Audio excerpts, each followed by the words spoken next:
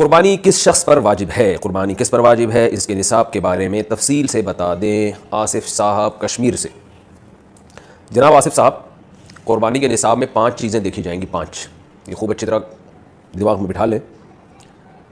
और ये 5 चीज़ें किस दिन देखी जाएंगी? बकरीद की सुबह सादिक यानी 10 ज़िलहिज्जा की सुबह सादिक से लेकर 12 ज़िलहिज्जा के गुरूब आफ्ताब, यानी ये जो 3 दिन है ना कुर्बानी के, 10, 11, 12, इन 3 दिनों में कोई शख्स साहिब निसाब हो तो उस पर कुर्बानी वाजिब है। साहिब निसाब का मतलब क्या है? यहाँ पर कुर्बानी पर खूब समझ लें। सोना हो किसी के पास, या चांदी हो, या माल तिजारत हो। तिजारती माल का मतलब वो चीज़ जो बेचने की नीयत से ख़रीदी हो। कोई प्रॉपर्टी है, बेचने के लिए ख़रीदी। दुकानदार का जो जितना सामान दुकान में पड़ा होता है सब बेचने के लिए ख़रीदा होता है। कोई कपड़ा आपने ख़रीदा था, ख़रीदते हुए बेचने की नीयत थी, तो ये तिजारती माल कहलाता है। चौथी चीज़ है नकद रकम, कैश, यानी जो भी आपके पास बैंक में या जेब में जो कैश अमाउंट पड़ा होता है। ये 4 चीज़ें हो गई। 5वीं चीज़ है ज़रूरत से ज़ायद सामान। ज़रूरत से ज़ायद सामान में बहुत तफसील है।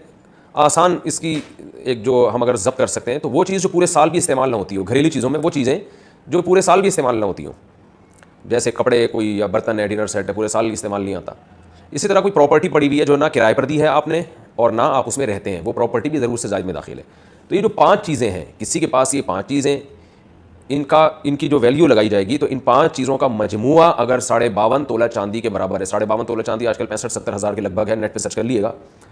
तो किसी के पास ये 5 चीज़ें, या 5 में से 4 चीज़ें, या 4 में से 3 चीज़ें, या 3 में से 2 चीज़ें, या कोई एक चीज़ 52.5 तोला चांदी के बराबर है, और ये बकरीद की सुबह सादिक से लेकर ज़िलहिज्जा की 12 तारीख़ की गुरूब आफ्ताब से पहले पहले तक रहती है उसके पास, तो ऐसे शख्स पर, यानी बकरीद की सुबह सादिक के वक्त उसके पास ये निसाब मौजूद था और ये 13 तारीख़ की ज़िलहिज्जा तक उसके पास ये निसाब मौजूद रहता है, तो वो साहिब निसाब कहलाएगा।